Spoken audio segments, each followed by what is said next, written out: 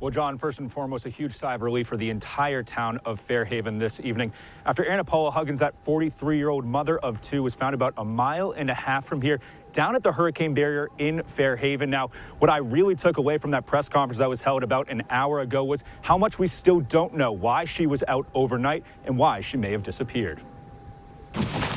After a roughly 28-hour search, 43-year-old mother Anna Paula Huggins was found safe Tuesday afternoon after vanishing Monday morning while walking her dog. She was found not far from Egypt Lane, which is approximately about 1.5 miles from here. She is alive, she's well, she's uninjured, and being transported to the hospital just for an evaluation. One day after she was last seen by surveillance footage, police say she came out of a brush area near the hurricane barrier in Fairhaven, found by authorities about 1.5 miles from Pope Beach. So I had officers in the area with the drone, so my drone operators kind of came upon her when she emerged from the brush. Neighboring departments alongside the Coast Guard, dive crews, and aerial assistance all helped in this search. Police don't have any motive for her actions just yet or why she may have been there. Right now, we just want to make sure she gets the help that she needs. Make sure she's okay. It was a cold night. We want to make sure she's not suffering from hypothermia, frostbite, or any of those types of injuries.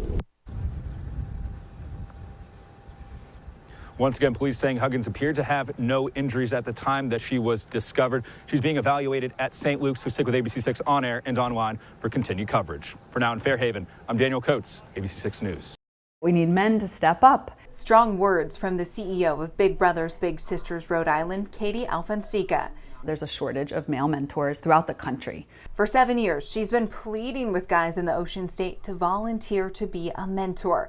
Right now, because of the huge lack of male volunteers, the nonprofit forced to stop taking applications for young boys who Katie says badly need a positive role model in their lives. And right now, 50 boys are waiting for men to step up and be their big brothers. These kids that are just little bottles of potential, right? And somebody's going to get a hold of them. Somebody is. And it could be somebody positive that's going to be like, hey, look at these great things you can do in life and be like a happy whole person. Or it's going to be somebody negative, which we are seeing constantly in our state, in our country. There are people that target these young boys, and they're adults, and they're going to come in and they're going to say, hey, do you know how much money you could make selling drugs? Katie says it's easy to be a mentor. The nonprofit is heavily connected through New England with financial resources to help bigs and littles take part in really fun relationship building activities. Everything from learning to ski at Yagoo to taking in a Celtics game, even a day at the zoo. It's paramount to their success as an adult, and mentoring serves a purpose there. Yeah. Wow. It's life-changing. It is, absolutely, for both. Behind the scenes at the Big Brothers Big Sisters offices, a team of workers making sure they find the perfect big and little match, like David and Jacob. That's ball height. Yep. Pitching it this way. Or Bob and Jaden. Oh. We are screening people, we are monitoring people, we are constantly in the relationship to make sure that it's a safe relationship. We do an extensive background check. We visit the mentor's home to make sure that it's a safe environment. Relationships that are life-changing for both the mentor and their little. I think it's really fulfilling in a way that I wasn't even sure I was ready for. The energy tonight at Gillette Stadium is unmatched for Taylor Swift's Eras Tour. Swift took to the stage just before 8 o'clock tonight. Around 200,000 fans are expected to head to Gillette Stadium this weekend to see the one and only Taylor Swift. I love you, Taylor! Taylor! Taylor! Taylor! Taylor! We love you, Taylor! Woo! Fans were pumped up for night one of Taylor Swift's Eras Tour at Gillette Stadium, Taylor's version in Foxborough. So how long have you been a Taylor Swift fan? Oh, forever, since I was 12. Swiftie fans of all different ages began flocking to the stadium well before 2:30 for the 6:30 concert. It's just a blast. It's a dream. She's right. It's a dream and a celebration of love. Not only did Swiftie fans fight tooth and nail for tickets, really difficult. Hours on end. Yeah, but we got them through Ticketmaster, so we got lucky. They also put lots of effort into their outfits, inspired by all of Taylor Swift's different eras and albums. I'm Midnight. You're Midnight? Yeah. We're a lover. Yeah, we're a lover. Okay. Taylor Swift, like just debut the original And I'm one. Reputation. As soon as I saw this dress, I was like, I need to get that for Speak Now because it's my favorite album. Concert goers say this weekend will be a celebration of people coming together with one major thing in common, their love for Miss Americana herself. It feels like a festival, a celebration of all the songs, of how we feel when we listen to Taylor. It's just a celebration of all the fans coming together and vibing to whatever she is singing. So it's definitely a festival. It's Swift's first tour since 2018, and needless to say, some people have been waiting their entire lives for this moment. I just can't wait to see Taylor. I can't believe that she's actually a real person, to be honest. Woo! Taylor Nation! Foxborough really is the happiest place on earth tonight. Fans I spoke with are looking forward to Taylor's 2 surprise songs, which she's been playing every night of the Eras tour. For now, in Foxborough, Alyssa Azara, ABC 6 News. Well, Tiffany, good afternoon. An overwhelming sense of gratitude with the neighbors that I spoke to this afternoon after one of the scariest mornings they could imagine just outside their front door. Take a look at this home. It's completely boarded up on the outside, but what you can see is just how charred it is from that blaze on the inside. And the neighbors that I spoke to told me that they were alongside the couple that made it out safely out the back window, and they watched as their house burned alongside them. I looked out the window there, the door. Flashing lights in front of that window. Billy Downing woke up at 5 o'clock Thursday morning to see his neighbor's home clouded in smoke with rescue crews rushing in. Lucky to find the couple alive outside their home, Billy watched alongside as their house burned. He was nervous. He was very nervous. I guess maybe he wanted to cry. You're seeing your house go up. Emergency crews on scene battled the flames that charred the interior of the Keller Avenue home in Cranston, saying the couple nearly escaped the blaze by jumping out through their back window. Their close friend, Cranston Mayor Ken Hopkins, was on scene. They're shaken up right now. One of them went downstairs to turn the heat back on. He felt it was a little cold in the house. And when he got back upstairs, he found the house was engulfed in smoke.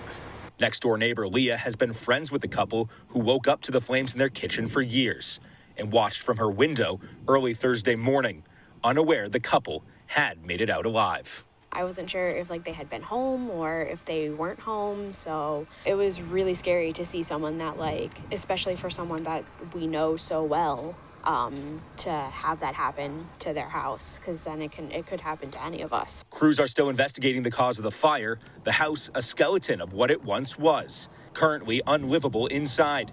Billy, who travels by a handicapped scooter in his home across the street, says if this happened to him, it could have been a much different ending, facing the fear of waking up to a house fire.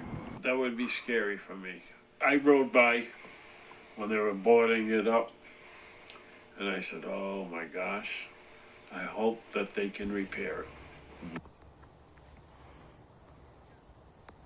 I'm told this afternoon that the house is salvageable but needs major repairs interior and exterior of the home, and the American Red Cross is assisting that couple who thankfully made it out with no injuries. Stick with ABC 6 on air and online for continued coverage. For now in Cranston, I'm Daniel Coates, ABC 6 News.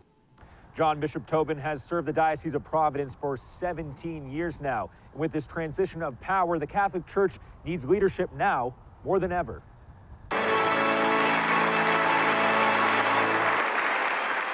Soon to be Bishop of Providence, Most Reverend Richard Henning presented the papal bull straight from the Vatican, solidifying his appointment to take over after Bishop Thomas Tobin's 17 years. Hearing the news this fall. The first thing I did was Google Rhode Island. And one of the things that popped up first was an image of the flag of the state of Rhode Island. I'm going to live in the state of hope. And I hope I am a man of hope. I hope we all are Christians. Not an empty seat in the Cathedral of Saints Peter and Paul, as coadjutor Bishop Henning, alongside dozens of Catholic leaders, celebrated the soon-to-be transition of power. Henning served as the auxiliary bishop of Rockville Center in New York and will assist Tobin until his retirement.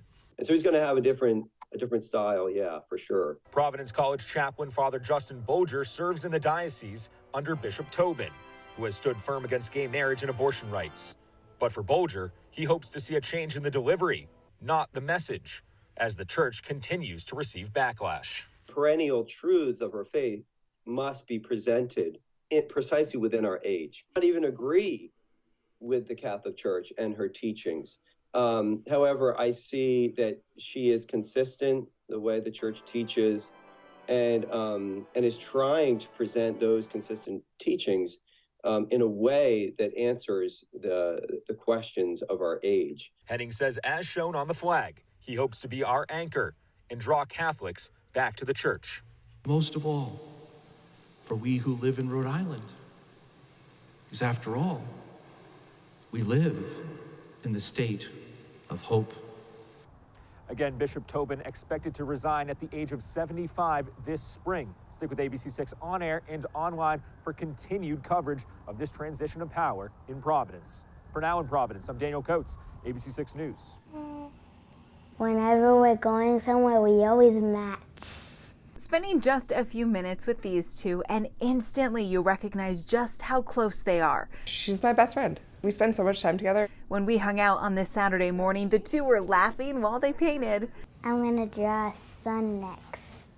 Meet Amanda, a hard-working attorney in Boston. Probably about 80 hours a week. And her little sister, Sabrina.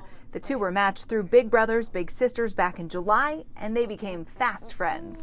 She does more for me than I do for her. Like, she makes me so happy, and she teaches me more. Like, kids are so pure.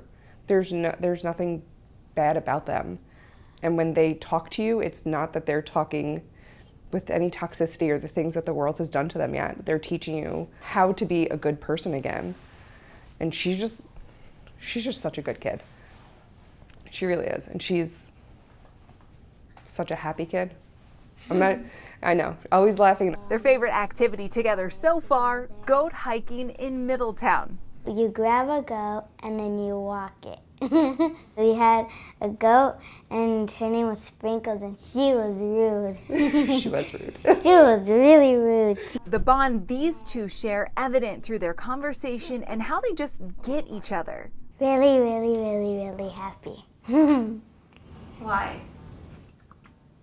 Because I think she is helpful for me, like helpful and kind.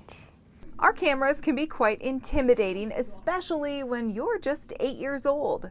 I know I could see you're so nervous right now. Relax, you're okay. So we can bring an adult into their life, either to just, bring them out to the movies and hang out and just be a kid. Teach them about financial literacy. Take them and open a bank account with them. Show them just their environment. A lot of the kids that we serve have never left Providence. So we can match them with an adult that lives somewhere else and they just get to see new things. Another adult in a child's life, added support and a different perspective. I just want Sabrina to be the best person that she can be and just be the bright, shining star that she is. She really is just a great kid, and she's very kind and sweet and caring, and I want her to stay like this forever.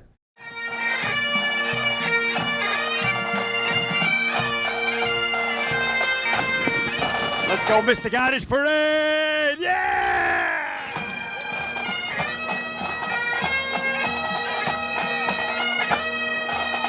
Everybody should come to Newport and experience St. Paddy's Day. It's a lot of fun. Get out, enjoy yourself, enjoy the crowd, enjoy the scenery, the bars. The people are a lot of fun. Welcome to Newport.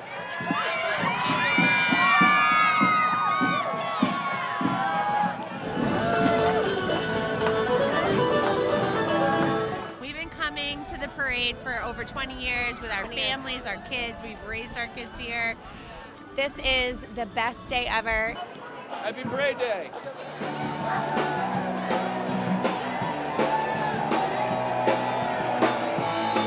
One of my good friends always says when it's rainy, she goes, it's a sunny day in Ireland, for goodness sakes. Sunny day in Ireland. I love you, everybody. I love you, ABC6 News. You're the best news channel out there. Everybody watch ABC6. Happy St. Patrick's Day. Happy St. Patrick's Day, everybody. Well, during that tour today, the message from the sheriff was clear. They're asking for more state funds to safeguard this jail so what happened 2 weeks ago never happens again in Dartmouth. Housing units inside the Bristol County Correctional Facility untouched after chaos sparked 2 weeks ago. According to Bristol County Sheriff Paul Heroux, 20 agitators refused to move from their cells into a more secure housing unit, wreaking havoc inside the jail. This was a dangerous group of people. 3 of the agitators were murder charges. 9 of them were in there on assault and battery. 3 of them serious weapons charges, firearms. 1 of them was in there on fentanyl trafficking. 1 of them was in there on coke trafficking, and that's all I can remember off the top of my head. Heroux and his team now calling on the state for help. Because there are no toilets in the cells, the unit where the incident took place was lockless and wide open for inmates, only guarded by 1 or 2 officers at a time. Heroux claims they're 100 correctional officers short. This facility is not as safe as it can and should be. It could be a lot safer if we had locks on doors. It could be a lot safer if we had more COs. One of those officers, Nate Medeiros, tried to defuse the mayhem 2 weeks ago, met face-to-face with uncomplying inmates and deadly threats. When I got to the window, several inmates had their faces blocked. They did throw out rolls of toilet paper that were on fire at one point. They did brandish homemade weapons. We called them shanks, a piece of metal sharpened to a point, where an inmate did show them to me and said that he was going to assault me. Repairs will cost up to $200,000. Those agitators now facing damaged property charges and have been sent to neighboring jails. Video, debris, and weapons are still being collected from the scene. The jail's request clear Friday.